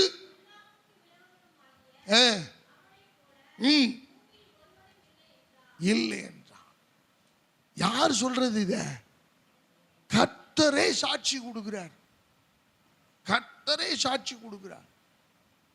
சரி, இவ்வளவு சாட்சி கொடுக்கிறாரு, வர்ற ஆபத்தை தடுத்து நிறுத்திருக்கலாமே. சாத்தானே அப்பாலே போ, என் பிள்ளைக்கு பக்கத்துல நீ வராதன்னு சொல்லியிருக்கலாமே. ஏன் தெரியுமா? ஆண்டவர் யோபுவின் மேல் வைத்திருந்த நம்பிக்கை அளவு கடந்தது. அதனாலதான் சொல்லப்பட்டிருக்கிறது, சோதிக்கப்பட்ட பின்பு நான் பொன்னாய் விளங்குவேன். சில உபத்திரமும் சில கஷ்டத்தை எல்லாம் கர்த்தர் நமக்கு எதுக்கு அனுமதிக்கிறார்? நாம பொன்னா விளங்கணும்னு கர்த்தர் விரும்புறார். எனக்கு அருமையானவர்களே, நல்ல கவனிங்க. பொன்னானது எப்படி பளபளன்னு ஆயிருமா? எடுத்தோன்னே அது அக்கினியிலே போட போட போட போட சுலகினால் எப்படி புடமிடுகிறார்களோ அதுபோல அது புடமிடப்படணும். உள்ள அக்கினியில காட்டி காட்டி அதை அடிச்சு நொறுக்கி அறுத்து வெட்டி குத்தி எல்லாம் பண்ணணும். அப்பதான் அது பொன்னா விளங்கும். எனக்கு அருமையானவர்களே, பாஸ்டர் சொல்லிட்டார், நான் வேற சர்ச்சுக்கு போறேன், போ, ஒன்றும் பிரச்சனை இல்லை. எனக்கு அருமையான தேவ பிள்ளைகளை, தேவனுடைய வார்த்தை சம்மட்டியை போலதான் இருக்கும். நான் சொன்னேன்லவா போன வாரத்தில், 3 காரியம் தான் பைபிள் ஆண்டவருடைய டீச்சிங் எப்படி தான் இருக்கும், 3 அடிப்படையில் தான் இருக்கணும். அதுதான் உன்னைய தடவி கொடுக்குற மாதிரி ஒரு பிரசங்கம் இருந்துச்சுன்னா அது கர்த்தருடைய வார்த்தை அல்ல. ஏன்னா பரிசுத்தாவியானவர் உங்களிடத்தில் வரும்போது நீதியை குறித்தும் நியாய தீர்ப்பை குறித்தும் பாவத்தை குறித்தும் கண்டித்து உணர்த்துவார். உன்னை படுக்க போட்டு பீடிங் பாட்டில் வாய்க்குள்ள வச்சு தாளாட்டுவார், சீராட்டுவார் அப்படின்லாம் கர்த்தர் என்ன செய்யல, சொல்லல. அருமையான தேவனுடைய பிள்ளைகளை, யோபுவினுடைய வாழ்க்கையில எல்லாம் இழந்து போச்சு. கர்த்தரே சொன்னார், யோபுவை பிசாசை பார்த்து, யோபுவின் மேல் கவனம் வைத்தாயோ, அவன் உத்தமனும் நீதிமானும் சன்மார்க்கனும் தேவனுக்கு பயந்து பொல்லாப்புக்கு விலகுகிறவனுமான மனுஷன் என்பதை கர்த்தர் சாட்சி கொடுத்தார். தம்முடைய முகத்தை பிரகாசிக்க பண்ண வேண்டும் என்று விரும்பினார். 2வது அதிகாரம் 3வது வசனத்தை வாசிங்க. யோபுவின் புஸ்தகம். சாத்தானை நோக்கி, யோபுவின் மேல் கவனம் வைத்தாயோ, உத்தமனும் சன்மார்க்கனும் தேவனுக்கு பயந்து பொல்லாப்புக்கு விலகுகிறவனுமான அவனை போல. அருமையானவர்களே, ஆண்டவர் ஒரு சாட்சி கொடுக்கிறார் பாருங்க. யோபுவை போல அப்படிப்பட்ட ஒரு நீதிமான் பூமியில இல்லை. there is no one. ஒருத்தரும் கிடையாது ஐயா. ஆண்டவர் நம்மளை பார்த்து அப்படி சொல்லலைன்னாலும் பரவாயில்ல, என் பிள்ளை நீதியாய் நடக்கிற ஒரு மனுஷின்னு சொல்ற அளவுக்காவது நம்ம நடப்போமே ஆனால் அவர் தம்முடைய முகத்தை நம்மேல் பிரகாசிக்க பண்ண அவர் வல்லமையுள்ள தேவனாய் இருக்கிறார். யோபுவினுடைய வாழ்க்கையிலே எல்லாம் இழந்துட்டார். இழக்கிறதுக்கு இனிமேல் ஒண்ணுமே இல்லை. எல்லாரும் நினைச்சாங்க யோபு அவ்வளவுதான்யா, யோபுவினுடைய சரித்திரம் முடிஞ்சிச்சு, சகாப்தம் முடிந்தது. ஆனா கர்த்தர் செஞ்ச காரியம் என்ன தெரியுமா? யோபுவினுடைய முன்னிலைமையை பார்க்கிலும் அவனுடைய பின்னிலைமையை கர்த்தர் 2 தனையாய் ஆசீர்வதித்தார். அருமையான தேவ பிள்ளைகளே, ஆண்டவர் உங்களை என்னையும் அவர் நம்மேல் பிரகாசிக்க பண்ண அவர் ஒரு வெளிச்சம் அவருக்கு இருக்கிறது. அந்த வெளிச்சத்தை நம்ம மேல பிரகாசிக்க பண்ண விரும்புகிறார். அந்த வெளிச்சம் நம்ம மேல பற்றுச்சுன்னா போதும், வெளிச்சம் நம்ம மேல பிரகாசிச்சா போதும், நம்மளை கர்த்தரை ரெக்கவரி பண்ணி ரெஸ்டோர் பண்ணி கர்த்தர் மறுபடியும் நம்மளை டபுள் போர்ஷன்ல கொண்டு வந்து நிறுத்த அவர் வல்லமையுள்ள தேவன். அவரால் முடியாத காரியம் ஒன்றும் இல்லை. அன்பான கர்த்தருடைய பிள்ளைகளை, ஆண்டவர் நோவாவுக்கு முகத்தை பிரகாசிக்க பண்ணினார். காரணம் அவன் நீதிமான். யோபுவுக்கு முகத்தை பிரகாசிக்க பண்ணினார். காரணம் அவன் நீதியாய் வாழ்ந்தான். வேதம் சொல்லுது, தன் உதடுகளினால் கூட பாவம் செய்ய. நம்ம மனசாட்சிக்கு உண்மையா நம்ம நடப்போம், அது போதும். தேவனுக்கு உண்மையா கர்த்தர் நம்மளை பார்த்துட்டு இருக்காருங்கிற ஒரு மனநிலை, கர்த்தர் நம்மோடு இருக்கிறார் என்கிற மனப்பக்குவம், தேவன் நம்மை ஆசீர்வதிப்பார், நம்மளை கைவிட மாட்டார் என்கிற விசுவாசம், இதெல்லாம் நமக்கு இருக்குமே ஆனால் நிச்சயமாக ஆண்டவர் உங்கள் மேல் அவர் பிரகாசிக்க பண்ண அவர் வல்லமையுள்ள தேவனாய் இருக்கிறார். நீங்களும் நானும் நினைக்கிற ஒரு காரியம் என்ன தெரியுமா? உலகத்தான போல வாழ்ந்துட்டா எல்லாத்தையும் சாதிச்சிடலாம், அச்சீவ் பண்ணிடலாம். முடியாதுங்க. அது உங்களுக்கு எனக்கு அது அது அது விலக்கி வைக்கப்பட்டிருக்கிறது. உலகத்தானுக்கு அது பொருத்தமா இருக்கலாம், ஆனா உங்களுக்கு அபிஷேகம் பெற்றவர்களுக்கு, தேவனை தெய்வமாக கொண்டிருக்கிற நமக்கு அப்படி அல்ல. ஈசாக்குக்கு வித்தியாசமா ஆசீர்வதித்தார். இந்த நோவாவுக்கு தனித்துவம் நிறைந்த அளவில் ஆசீர்வதித்தார். யோபுவினுடைய வாழ்க்கையில எல்லாரும் முடிஞ்சு போச்சு நினைச்சாங்க, ஒரு புது துவக்கத்தை கர்த்தர் தந்தார். நீதியுள்ள ஒரு வாழ்க்கை. நீங்க கர்த்தருக்கு நீதியா இருங்க. மனுஷனுக்கு பயப்படுறீங்க, மனுஷனுக்கு பயப்படுறீங்க, ஒரு அதிகாரிக்கு பயப்படுறீங்க, ஒரு எஜமானனுக்கு பயப்படுறீங்க, ஒரு காவல்துறைக்கு பயப்படுறீங்க, ஆனா உங்களை படைச்ச கர்த்தருக்கு உரிய பயம் இல்லையே. அருமையானவர்களே, அப்ப நீதிமானுக்காக கர்த்தர் தம்முடைய முகத்தை அவர் மத்தேயு 13:43 வசனத்தை வாசிப்போம். மத்தேயு 13:43.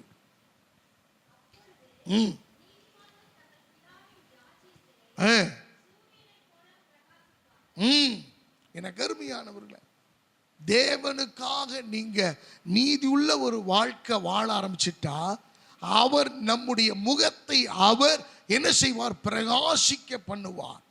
ஒரு பிரகாசம் நமக்கு உண்டாகும் என்று வேத வசனம் நமக்கு திட்டமாய் சொல்லுகிறதை நாம் பார்க்கிறோம். அன்பான கர்த்தருடைய பிள்ளைகளை, இப்ப வேதம் சொல்லுகிறது, 2வதாக செம்மையானவர்களுக்கு அவர் என்ன செய்கிறாரா? அவர் முகத்தை பிரகாசிக்க பண்ணுகிறார். 2வது நபர், சங்கீதம் 112:4 வாசியுங்கள். சங்கீதம் 112:4.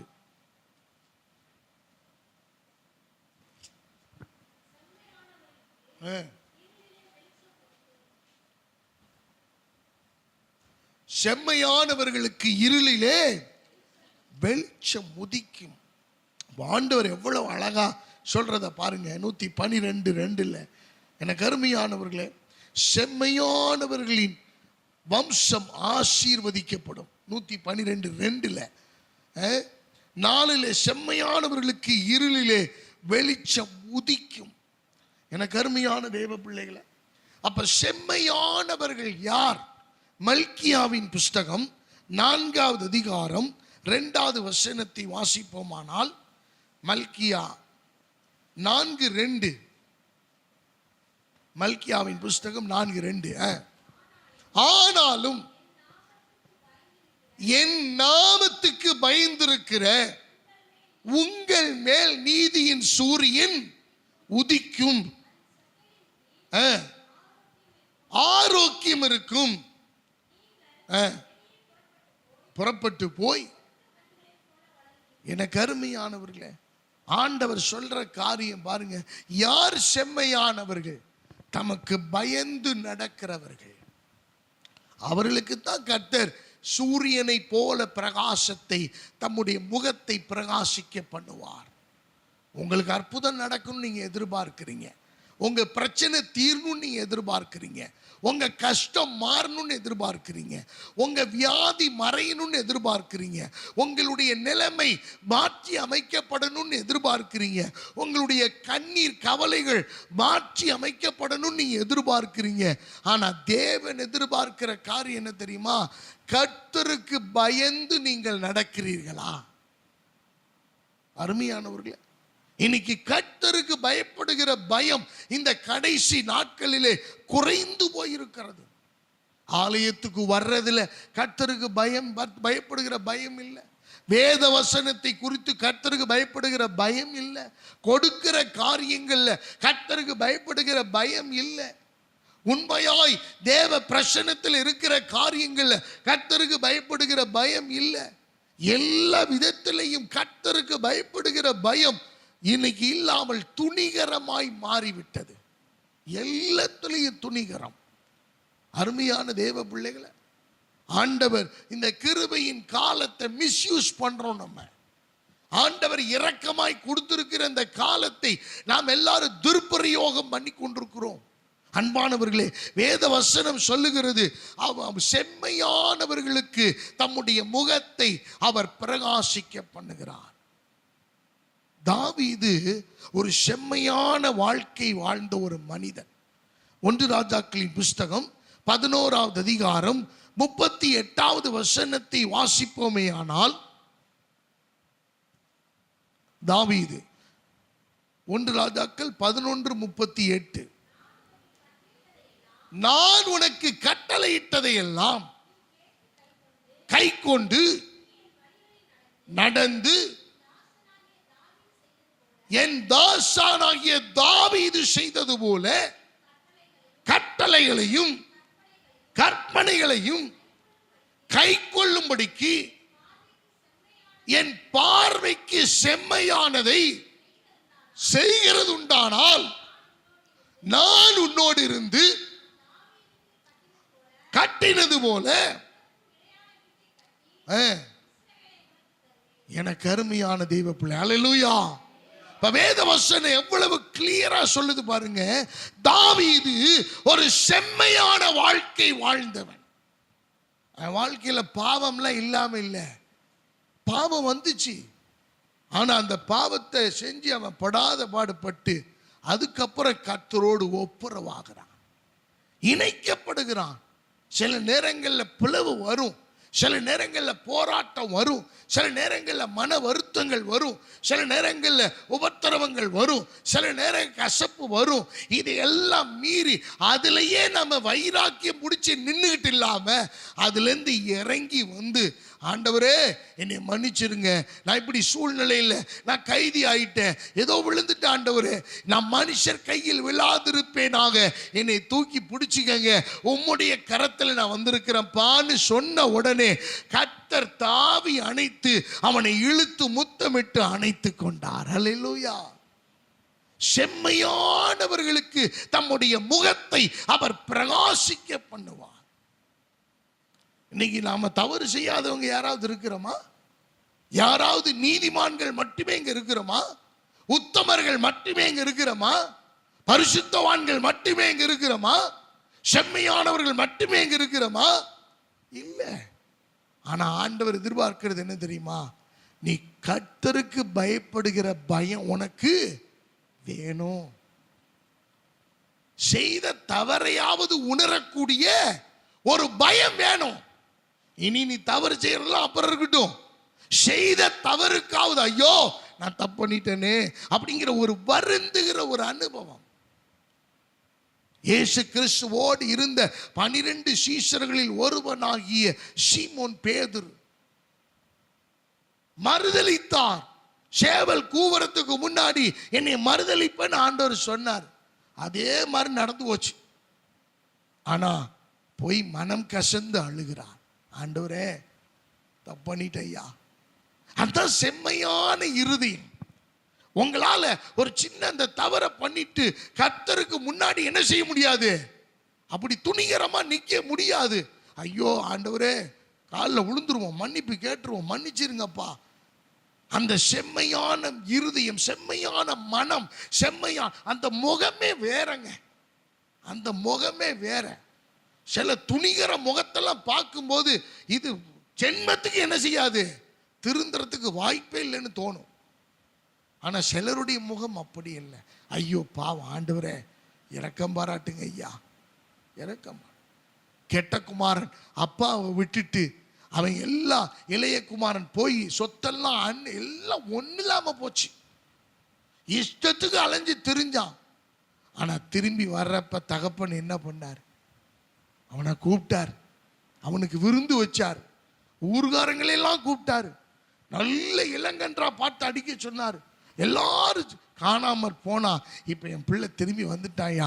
அவனுக்கு மோதிரத்தை போட்டு விட்டார், அவனுக்கு வஸ்திரத்தை மாற்றி விட்டார், அவனை குளிப்பாட்டுறாரு. அவனுக்குடைய அந்த சகதி பன்றிகளுக்குள்ளே கிடந்து உழன்று நாத்தம் எடுத்த அந்த சரீரத்தை கழுவினார், சுத்திகரித்தார், அவனை சுத்தம் பண்ணார், ஏற்றுக்கொண்டார். அவனை செம்மையானவனா கர்த்தர் மாத்திட்டாரு. முதல்ல பயமே இல்லாமல் இருந்தான், இப்ப பயமுள்ளவனாய் மாறினான். அல்லேலூயா. கர்த்தருக்கு பயப்படுகிற பயம். ஆண்டவரே நான் பாவிதான்ப்பா. அவ்வளோ பெரிய அப்போஸ்தலனாகிய பவுல் அவ்வளவு பிரயாணம், அவ்வளவு சபைகளை திடப்படுத்தின மனுஷன். அவர் சொல்றாரு கொஞ்சம் குறைய 40 அடிகளுக்கு 1 குறைய 40 அடிகளாய் 5 தரம் அடிக்கப்பட்டேன், 3 முறை மிலாறுகளால் அடிபட்டேன். இவ்வளவு சஃபரான மனுஷன் சொல்றாரு பாவிகளில் பிரதான பாவி நான். எவ்வளவு தாழ்மை. நீங்க செம்மையானவங்களா நீ கர்த்தருக்கு பயப்படுங்க, கர்த்தருடைய காரியத்துக்கு பயப்படுங்க. துணிகரமான, அதனாலதான் பக்தன் சொல்லுகிறார், துணிகரமான பாவங்களுக்கு அடியேனை விலக்கி காரும், அவைகளை நீ ஆண்டு கொள்ள ஒட்டாதுரும். அப்பொழுது நான் உத்தமனாகி பெரும் பாதகத்துக்கு நீங்களாயிருப்பேன். என் கண்மலையும் மீட்பெருமாகிய கர்த்தாவே, என் வாயின் வார்த்தைகளும் என் இருதயத்தின் தியானங்களும் உம்முடைய சமூகத்தில் பிரீதியாயிருப்பதாக. அன்பானவர்களே, செம்மையான ஒரு வாழ்க்கை, கர்த்தருக்கு பயந்த ஒரு வாழ்க்கை. நீங்க உலகத்துக்கு பயந்து ஒரு பிரயோஜனம் இல்லை. அங்க ஹெல்மெட் போடாத ஒரு போலீஸ் நிக்கிறான்னு ஹெல்மெட் போடலன்னு 40 தெருவு சுத்தி போறல்ல, அவனுக்கு இருக்கிற பயம் கூட கர்த்தருக்கு பயப்படலையே. அருமையான தேவ பிள்ளைகள், நீ கர்த்தருக்கு பயப்படணும். கர்த்தருக்கு பயப்படுகிற பயம்தான் உன்னை ஆசீர்வதிக்கும். எனக்கு அருமையான தேவ பிள்ளைகளை, வேதம் சொல்லுகிறது ஆண்டவருடைய இருதயம் எல்லாம் யார்கிட்ட இருக்கு தெரியுமா? கர்த்தருக்கு பயந்தவர்கள் மேல் இருக்கிறது. அல்லேலூயா. அவர்கள் எப்பொழுதும் ஆண்டவர் கண்ணோக்கி பார்க்கிறார். எனக்கு அருமையான தேவ பிள்ளைகளை, கர்த்தருக்கு பயப்படுகிற பயம் உங்களை என்னை ஆசீர்வதிக்கும். அவருடைய முகத்தை நம்மேல் பிரகாசிக்க பண்ண அது போதுமான. தாவீதின் மேல் கர்த்தர் தம்முடைய முகத்தை பிரகாசிக்க பண்ணினார். அருமையான தேவ பிள்ளைகளை, சங்கீதம் 18:28 வாசிங்க. தாவீது சொல்லுகிறார், தேவரீர் என் விளக்கை ஏற்றுவீர், என் தேவனாகிய கர்த்தர் என் இருளை எப்படி வெளிச்சமாக்குவார்? தம்முடைய முகத்தை அவன் மேல் பிரகாசிக்க பண்ணுவார். தாவீதுக்கு அதனால பிரச்சனை இல்லையா? பிரச்சனை இருந்துச்சுங்க, போராட்டம் இருந்துச்சு, சரீர பலவீனம் இருந்துச்சு, கஷ்டம் இருந்துச்சு, அவமானப்பட்டான். தன்னுடைய சொந்த குமாரன் அப்சலோம் மூலமால் அவன் துரத்தப்பட்டான், விரட்டப்பட்டான். சவுல் ராஜாவின் மூலமாய் அவன் துரத்தப்பட்டான், நாடு கடத்தப்பட்டான், கெபிகளுக்குள்ளே போய் ஒளிந்து கொண்டான், பள்ளத்தாக்குகளில் போய் ஒளிந்து கொண்டான், மலைகளிலே குன்றுகளிலே போய் மறைந்து கொண்டான். பிரச்சனை இல்லாம இல்லை. ஆனா கர்த்தர் தம்முடைய முகத்தை செம்மையான இருதயம் இருந்த தாவீதின் மேல் பிரகாசிக்க பண்ணினார். அல்லேலூயா. நீங்க செம்மையான இருதயம் உள்ளவர்களா இருங்க. செம்மையான இருதயம் வேணும். செம்மையான இருதயம் என்றால் என்ன? கர்த்தருக்கு பயப்படுகிற பயம்.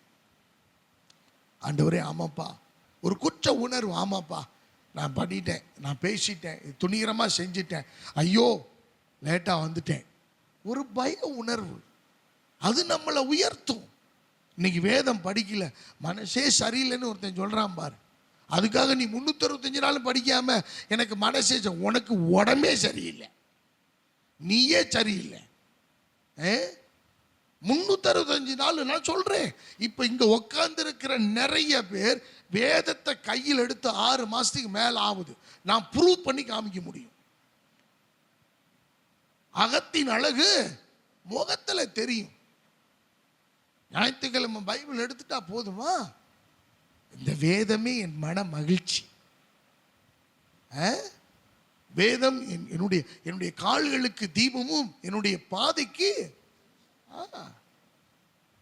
கருமையான தேவ பிள்ளைகளை, நீங்களும் நானும் வேதத்தை நேசிக்கிற அந்த செம்மையான இருதயம் நமக்கு வேணும்.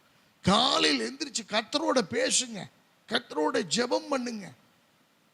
நான் வேதனையோட சொல்றேன், 40 நாள்ல ஒரு நாள் கூட உபவாசத்துக்கு வராம இருந்த ஆட்கள் உண்டு.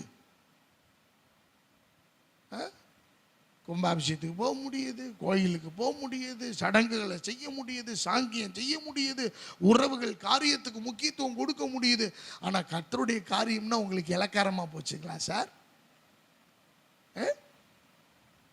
கர்த்தருடைய காரியம்னா உங்களுக்கு விளையாட்டா போச்சா?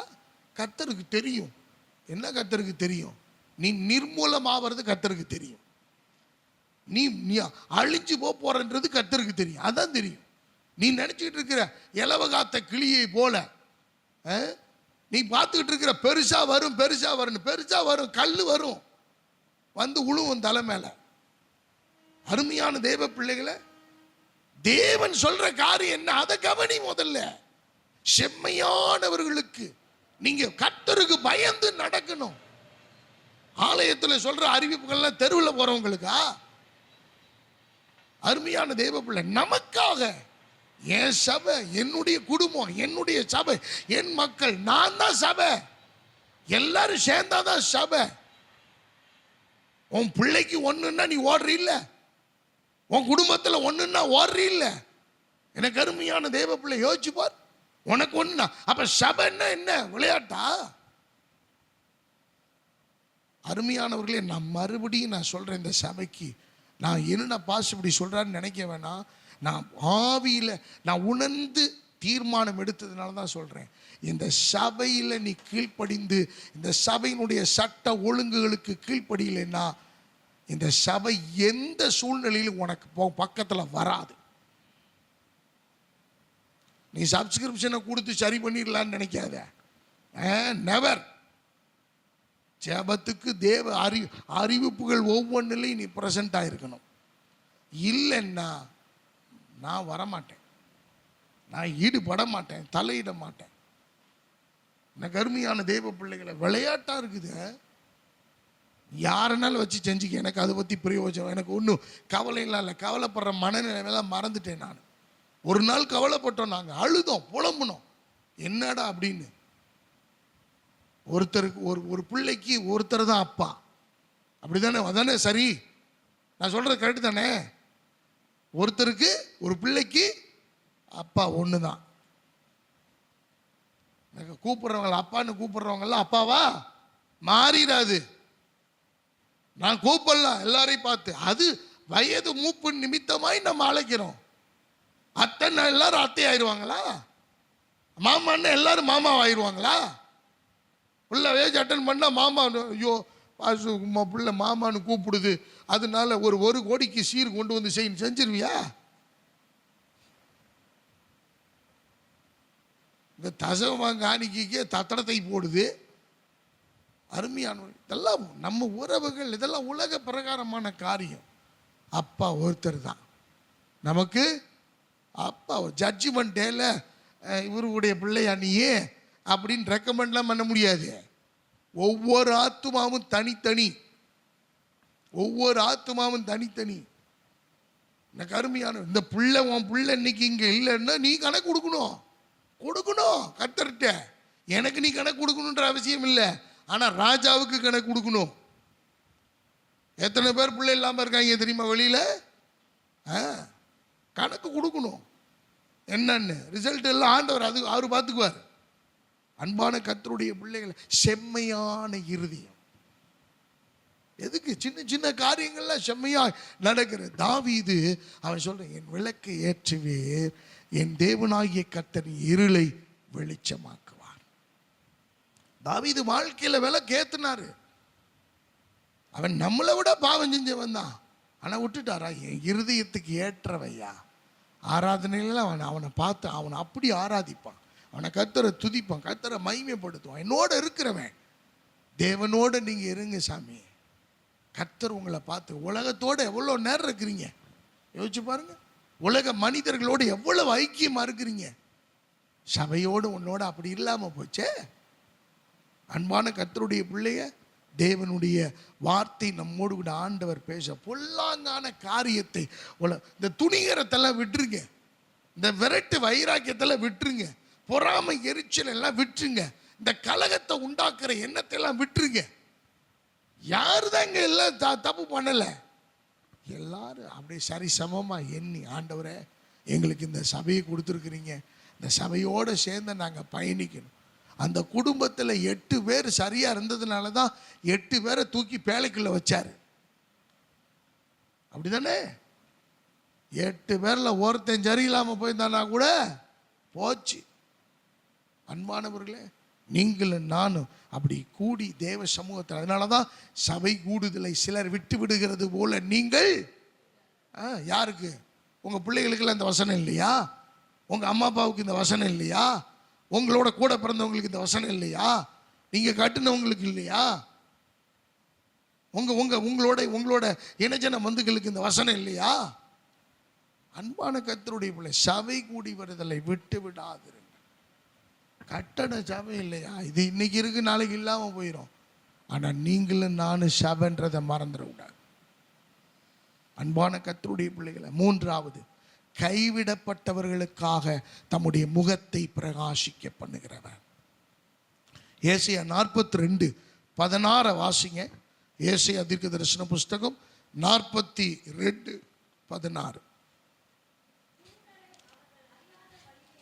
குருடரை அவர்கள் அறியாத வழிகளிலே நடத்தி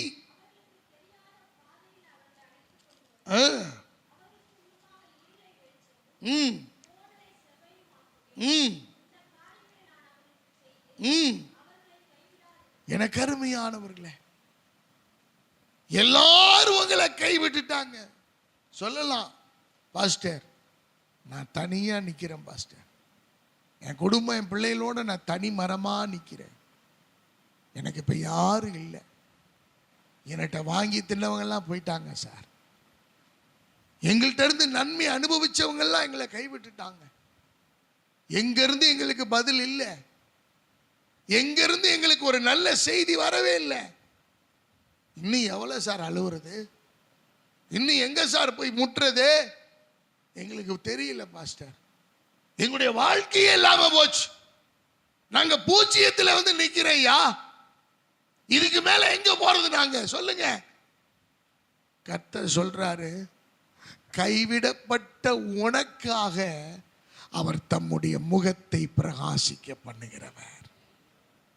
இப்ப உன் குணத்தை பார்க்கல, உன் ஸ்பாவத்தை பார்க்கல, உன் ரூபத்தை பார்க்கல, உன்னுடைய திறமை, தாளந்து, ஞானத்தை, அறிவை, புத்தி எல்லாம் பார்க்கல, நீ எவ்வளவு தூரம் உண்மையா இருக்கிறன்றத பார்க்கல. மூன்றாவது குவாலிபிகேஷன் என்ன தெரியுமா? நீ கைவிடப்பட்டிருந்தினாலே போதும், அவர் தம்முடைய முகத்தை பிரகாசிக்க பண்ணுவார். தாவீதை எல்லாரும் கைவிட்டாங்க. தாவீதோட கூட அம்மா கூட இல்ல. தாவீது தனியா நிக்கிறான். அவனுக்கு எவ்வளவு ஏக்கம் இருந்திருக்கும். எல்லாரும் அம்மா மடியில படுத்துக்கிட்டு அம்மா பிணைஞ்சு தர்ற இந்த சோறை சாப்பிட்டுட்டு அந்த கட்டி கையில் வாங்கி சாப்பிடும்போது அல்லது ஊட்டி விடும்போது எவ்வளவு சந்தோஷமா இருந்திருக்கும். அதையெல்லாம் பார்க்கும்போது தாவீதினுடைய உள்ளம் எப்படி உடைஞ்சிருக்கும் யோசிச்சு பாருங்க. சாமுவேல் சின்ன வயசுலேயே சர்ச்சுக்குள்ள கொண்டு வந்து விடப்பட்டான். இவங்க எல்லாம் சேர்ந்து பொருத்தனை நிறைவேற்றுன்ற பேர்ல இந்த சின்ன புள்ளைய கொண்டு வந்து விட்டுட்டு போயிட்டாங்க. அப்பா கிடையாது, அம்மா கிடையாது, கூட பிறந்தவங்க கிடையாது. எல்லாரும் மாதிரி போய் விளையாடலாம் முடியாது, எல்லாரும் போல வஸ்திரம் உடுத்த முடியாது. அவன் சணல் நூல் ஏபோத்தை தரித்திருந்தான். எல்லாருக்கும் பண்டிகையில் எல்லாரும் வஸ்திரம் வாங்கிட்டு வருவாங்க. ஆனால் சாமுவேல் அவங்க அம்மா எப்போ வரும்னு காத்துக்கிட்டு இருப்பான் வாசல்ல. ஏன் தெரியுமா? அவள் வருஷாந்தரம் அந்த பண்டிகைக்கு வரும்போது அவ கையால் ஒரு வஸ்திரத்தை தைச்சி என் பிள்ளைக்கு எடுத்துட்டு போகணும். அன்பானவர்களே, கைவிடப்பட்டவர்களுக்காக முகத்தை பிரகாசிக்க பண்ணினார். தாவீது எல்லாரும் அப்பாவால் கைவிடப்பட்டான், அம்மாவால் கைவிடப்பட்டான், இனஜன பந்துக்களால் கைவிடப்பட்டான், சொந்த சகோதரர்களால் கைவிடப்பட்டான். எல்லாரும் கைவிட்டாங்க. இதுல கொடுமை என்னன்னா, பெத்த பிள்ளைகளே கைவிட்டாங்க. ஆனா கர்த்தர் தாவீதை கைவிடவில்லை. தாவீதுக்கு ஒரு விளக்கை ஏற்றினார். தாவீதுக்கு ராஜா என்கிற ஸ்தானத்தை கொடுத்தார். யோசேப்பு எல்லாரும் கைவிட்டாங்க. கொடுமை பாருங்க, அப்பாவுக்கே தெரியாம சில்லற காசுக்கு வித்து விட்டாங்க. ஒரு பிள்ளை ஒரு காணொலியில சொல்றாரு, அவங்க அப்பா பிள்ளைய பார்த்து, நான் அமேசான்ல உன்னை ரிட்டர்ன் போட்டுறேன், அமேசான்ல தான் உன்னை வாங்கணும், நாங்க அமேசான்ல உன்னை ரிட்டர்ன் போட்டுறேன், நீ அடங்க மாட்டேங்கிற, எப்போ பார்த்தாலும் செல்போன் பார்க்குற, எப்போ பார்த்தாலும் கீழ்படிய மாட்டேங்கிற. சின்ன பிள்ளை அது கதறுது, அப்பா ரிட்டர்ன் போட்டுறாதீங்கப்பா, ரிட்டர்ன் போட்டுறாதீங்கப்பா, வேற எங்கேயாவது கொண்டு போய் என்னை கொடுத்துருவாங்கப்பா, அப்புறம் நான் நினைச்சதெல்லாம் சாதிக்க முடியாதுப்பா, இனிமேல் நான் செல்போன் பார்க்கலப்பா. நான் இப்போ கூட நினைக்கிறேன், ஆண்டவரே இந்த கீழ்படியாததெல்லாம் என்ன பண்ணிருங்க, ரிட்டர்ன் போட்டு விட்டுருங்க. சரியில்லைன்னு தானே ரிட்டர்ன் போடுறோம், கதறட்டும், அப்பயாவது புரியட்டும். யோசேப்ப அவனை கேட்கவே இல்லை, சில்லற காசுக்கு வித்து விட்டாங்க. ஏண்டா அற்பமான சில்லற காசுக்காடா விற்பீங்க ஒரு பையனை? யோசிச்சு பாருங்க, சில்லற காசுக்கா விற்பீங்க? 20 வெள்ளி காசுக்கா விற்பீங்க? அப்ப அது பெருசு. சில்லற காசை வாங்கிட்டாங்க, யோசேப்பு போயிட்டான். எல்லாராலும் கைவிடப்பட்ட நிலைமை. சிறைச்சாலையிலிருந்து நன்மை பெற்றவன் கூட அங்க போய் யோசேப்பை மறந்துட்டான். ஆனா கர்த்தர் மறக்கல. எல்லாராலும் கைவிடப்பட்ட யோசேப்பை கர்த்தர் கைவிடவில்லை. கர்த்தர் தம்முடைய முகத்தை பிரகாசிக்க பண்ணினார். யோசேப்பு இப்ப யார் தெரியுமா? எகிப்து தேசத்துக்கே அவன் அதிபதியாக நிற்கிறான். Glory to God. யோசேப்பு அவங்க அப்பாவோட இருந்திருந்தா அவன் கல்யாணம் சாதாரண கல்யாணமா இருந்திருக்கும். ஆனா யோசேப்பு கைவிடப்பட்டவனா இருந்ததுனால கர்த்தர் அவனுடைய கல்யாணத்தை எகிப்து தேசமே பிரமிக்கும்படியாக, அல்லேலூயா அல்லேலூயா. எனக்கு அருமையான தெய்வ பிள்ளைகளை, ஓன் பட்டணத்து ஆசாரியனாகிய அவருடைய மகள் ஆசனாத்தை விவாகம் பண்ணி கொடுக்கிறான். இவன் கல்யாணம் பண்ணியிருந்தா மாட்டு வண்டியில தான் கூட்டிட்டு போயிருப்பாங்க. நம்மளை கூட்டிட்டு போனாங்க இல்ல. வட இந்தியாவில எல்லாம் இந்த மாப்பிள்ளை, புது மாப்பிள்ளை குதிரை மேலே ஏத்துறது வழக்கம். அது முக்கியமா சேட்டுஜி அது செய்யும். இந்த ராஜஸ்தான் பக்கமெல்லாம், இந்த குஜராத் பக்கமெல்லாம் இவங்க மாப்பிள்ளை என்ன பண்ணுவாங்க, ஏற்றுவாங்க. அது பழக்கப்பட்ட குதிரையா இருந்தா மெதுவா நடக்கும். இல்லைன்னா குதிரையோட குதிரையா சவாரி தான், எங்க நிக்கும்னு தெரியாது. இன்னும் சில குதிரைகள் இருக்கு, அவனை கவுத்து விடும் பாருங்க, ஊரே சிரிக்கும். ஊரே அதுக்கு அடையாளம் என்ன தெரியுமா? இனி ஊரே சிரிக்க போகுது. உனக்கு கல்யாணம் முடிஞ்சிருச்சு, இன்னைக்கு ஊர் சிரிக்கும். எனக்கு அருமையான தேவ பிள்ளைகளை, ஆனா யோசேப்புக்கு கல்யாணம் பண்ணி வச்சாரு பாருங்க ஆண்டவர். ராஜா செல்லுகிற 2ஆம் ரதத்திலே அவனையும் ஓன் பட்டணத்து ஆசாரியனாகிய அவனுடைய குமாரத்திய கல்யாணம் பண்ணி குமாரத்திய பக்கத்துல வச்சு, அடேங்க அப்பா, எல்லாரும் ஹனிமூன் போவாங்க, அவன் ஃபுல் மூன்ல போறான் பாருங்க.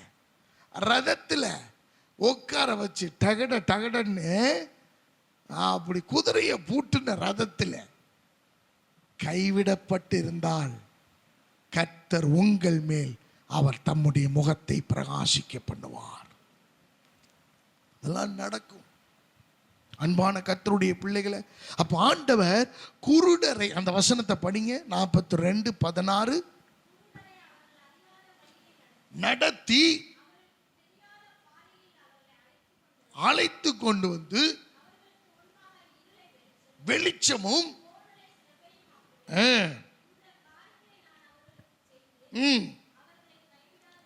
நல்ல கவனிங்க. இஸ்ரவேல் ஜனங்கள் எகிப்திலிருந்து புறப்பட்டுட்டாங்க. எங்க போறதுன்னு தெரியல. மோசே முட்டுச்சந்தலாம் போய் இடிக்கிறாரு. எப்ப இத்தனை லட்சம் ஜனங்களை எப்படி நான் கொண்டு போய் சேர்க்க, ஒன்றும் முடியலையே ஆண்டவரேன்னு.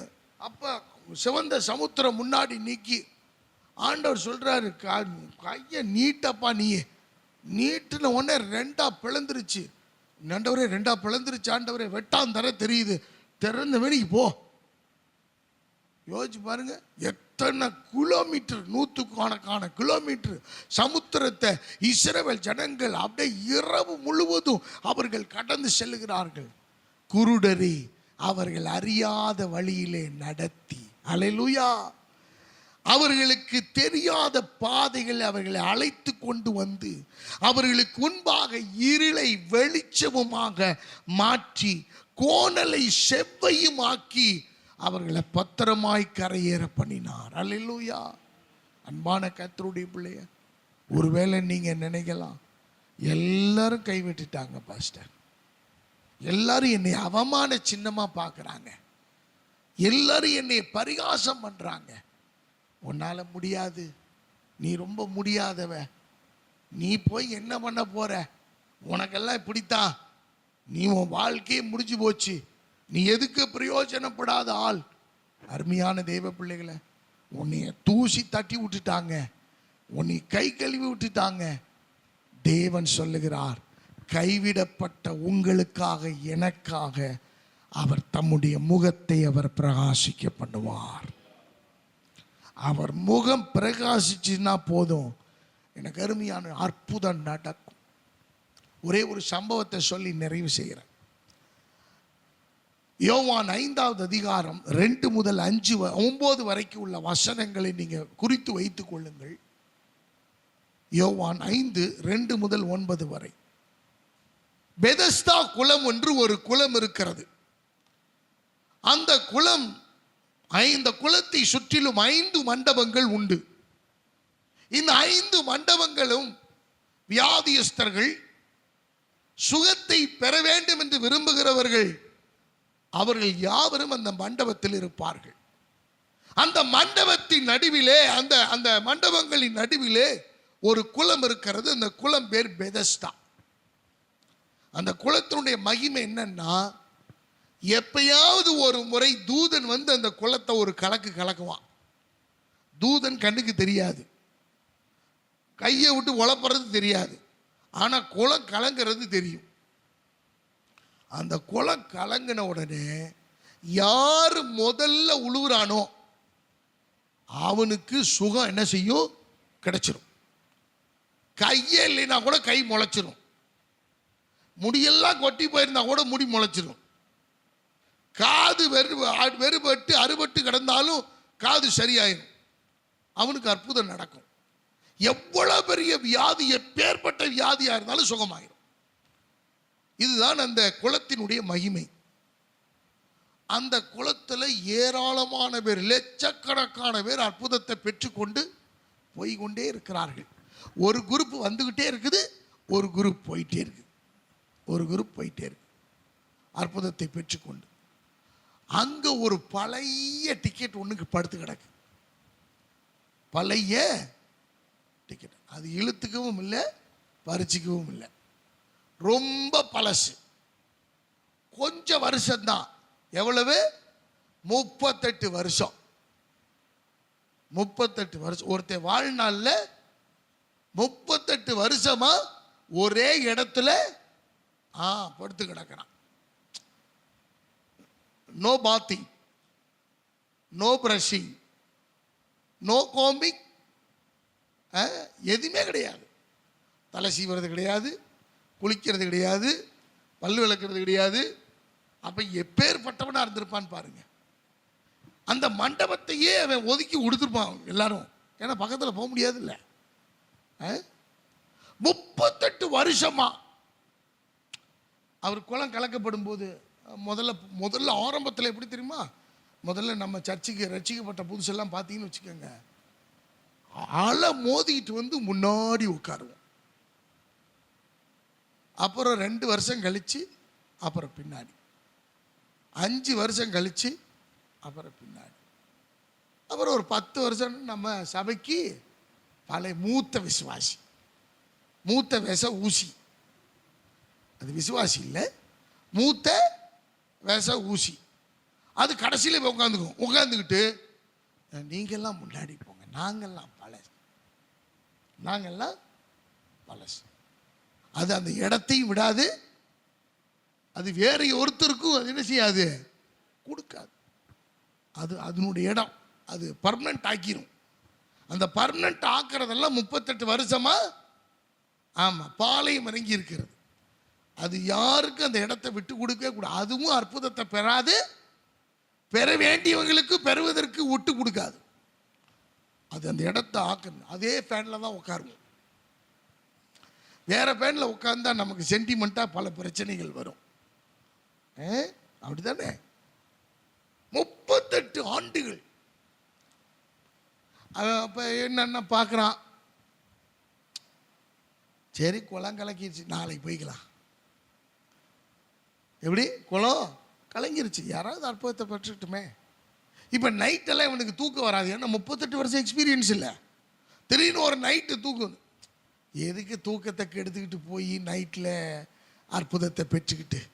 இந்த இடத்தை விட்டு போனோம்னால நமக்கு அது புதுசாக இருக்கும்.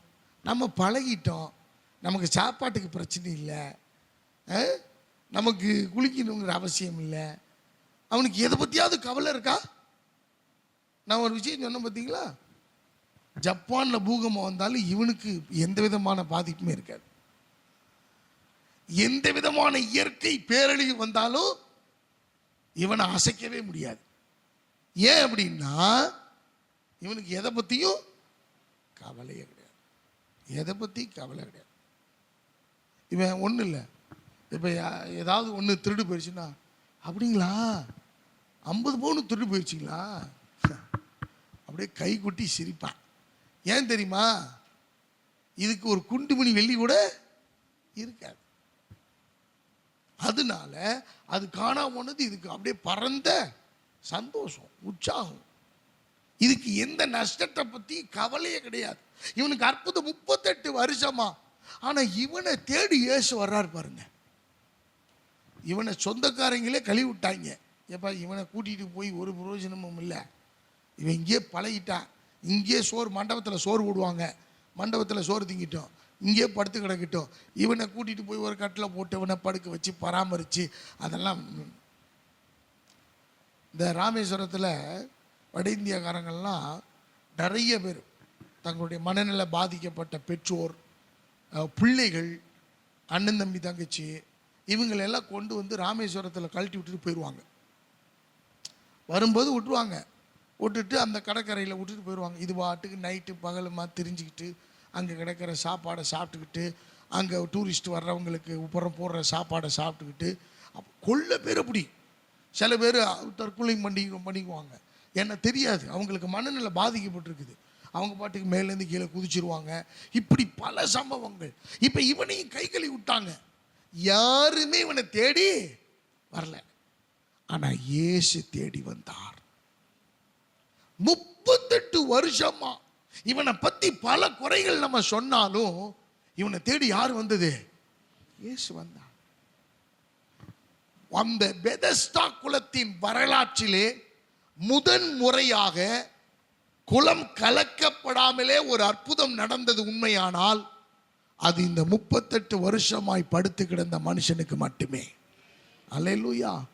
இதற்கு ஒரே ஒரு குவாலிஃபிகேஷன் என்ன தெரியுமா? அவன் கைவிடப்பட்டவன். அருமையானவர்களே, உங்க உறவுகள் உங்களை கைவிட்டிருக்கலாம், நீங்க நேசிச்சவங்க உங்களை கைவிட்டிருக்கலாம், நீங்க ரொம்ப அவங்க மேல நம்பிக்கை வச்சிருந்திருக்கலாம். ஆனா அவங்க தான் உங்களை ஏமாத்திருப்பாங்க, உங்களை அவமானப்படுத்தியிருப்பாங்க, எல்லாம் கைவிட்டு போயிருக்கலாம். ஆனா கர்த்தர் சொல்லுகிறார், உன்மேல் என் முகத்தை பிரகாசிக்க பண்ண வாஞ்சியுள்ள தேவனாயிருக்கிறேன். எனக்கு அருமையான தெய்வ பிள்ளைகளை, இப்ப இவன் மேல ஒரு பிரகாசம் பட்டுச்சு. இயேசு என்கிற பிரகாசம் பட்டு விட்டது. இப்ப என்ன தெரியுமா? யாருமே சொல்லாத வார்த்தைய 38 வருஷமா கேட்காத ஒரு வேர்டு அவன் கேட்கிறான். உன் படுக்கை எடுத்துக்கொண்டு உன் வீட்டுக்கு போ. அல்லேலூயா. நீ எழுந்து உன் படுக்கை எடுத்துக்கொண்டு வீட்டுக்கு போ. முதன் முறையை யாரும் சொல்லாத வார்த்தையை அவன் காதுகளிலே கேட்டான். அன்பான கர்த்தருடைய பிள்ளைகளை, இந்த 3 பேருக்காக கர்த்தர் முகத்தை பிரகாசிக்க பண்ணுவார். தம்முடைய முகத்தை யாருக்காக? நீதிமானுக்காக, 2வது செம்மையானவர்களுக்காக, 3வது கைவிடப்பட்டவர்களுக்காக. நம்ம எல்லாம் கண்களை மூடி தேவ ஆவியானவருடைய வார்த்தைக்கு கீழ்ப்படிந்து நம்மை ஒப்பு கொடுப்போமா? நம்மை சரணடைவோமா? தேவன் எவ்வளவு நல்லவர்! அவர் இரக்கத்தின் தேவன், அவர் இரக்கத்தினுடைய ஐஸ்வர்ய சம்பரணர். ஆமேன். அவராலே கூடாத காரியங்கள் ஒன்றுமில்லை. ஆமேன். தேவன் தம்முடைய முகத்தை உங்கள் மேல் பிரகாசிக்க பண்ணவர் வல்லமையுள்ள தேவன்.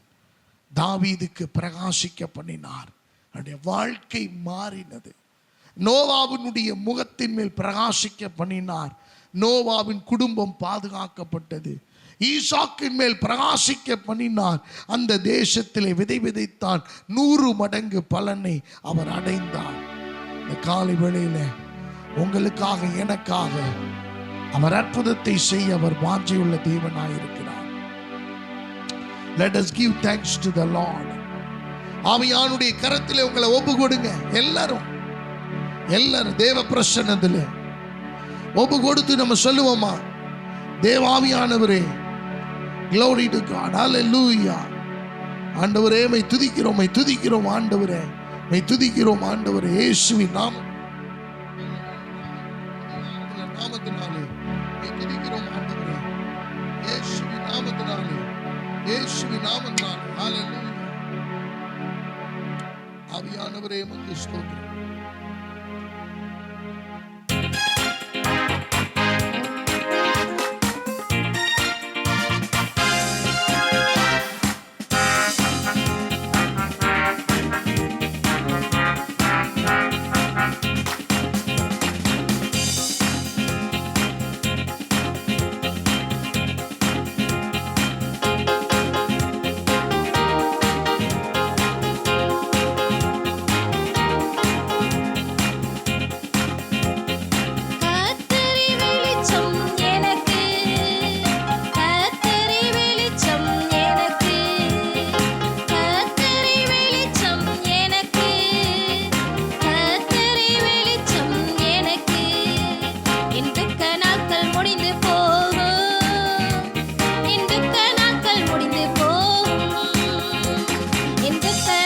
முடிந்து